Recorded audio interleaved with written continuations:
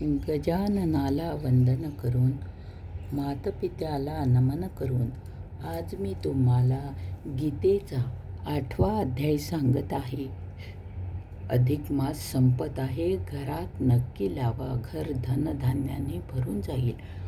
ओम नमो भगवते वासुदेवाय. ओम नमो भगवते वासुदेवाय. अशा प्रकारे 8वा अध्याय.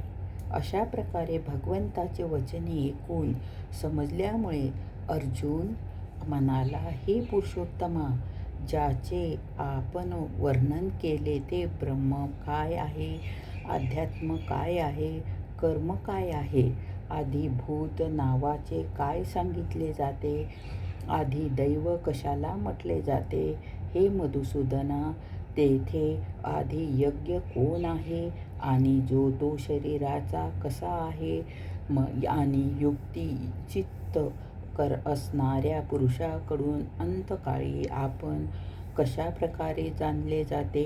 अशा प्रकारे अर्जुनाने प्रश्न विचारल्यानंतर श्रीकृष्ण भगवान म्हणाले, हे अर्जुना, परम अक्षर म्हणजेच ज्याचा कधीही नाश होत नाही असा सच्चिदानंद घन परमात्मा ब्रह्म आहे.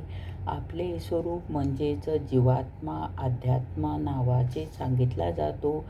तसेच भूतमात्रांच्या भावांना उत्पन्न करणारा शास्त्रविहित यज्ञ, दान आणि होम इत्यादींच्या निमित्ताने द्रव्यादिकांचा जो त्याग आहे तो कर्म या नावाने सांगितला आहे.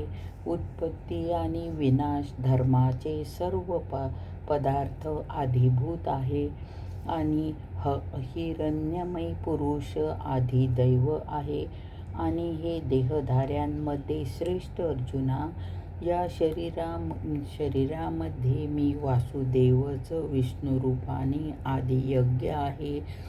जो पुरुष अंतकाळी माझ्याच स्मरण करी देहत्याग करतो तो माझ्याच साक्षात स्वरूपाला प्राप्त होतो. यामध्ये काहीही संशय नाही.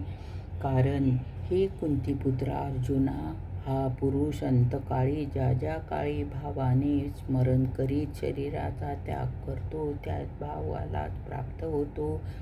परंतु नेहमी त्याच्या भावाचे चिंतन करणारा नेहमी ज्या भावाचे चिंतन करतो अंतकाळीपर्यंत त्याचेच स्मरण होते. म्हणून हे अर्जुना, तू सर्व समयी निरंतर माझे स्मरण कर आणि युद्ध सुद्धा अशा प्रकारे मला अर्पण केलेल्या मनबुद्धीने युक्त होऊन निसंशय मलाच प्राप्त होशील. गोपाल कृष्ण भगवान की जय.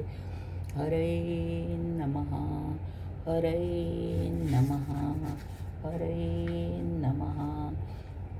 राहिलेला अध्याय आपण उद्या घेऊ.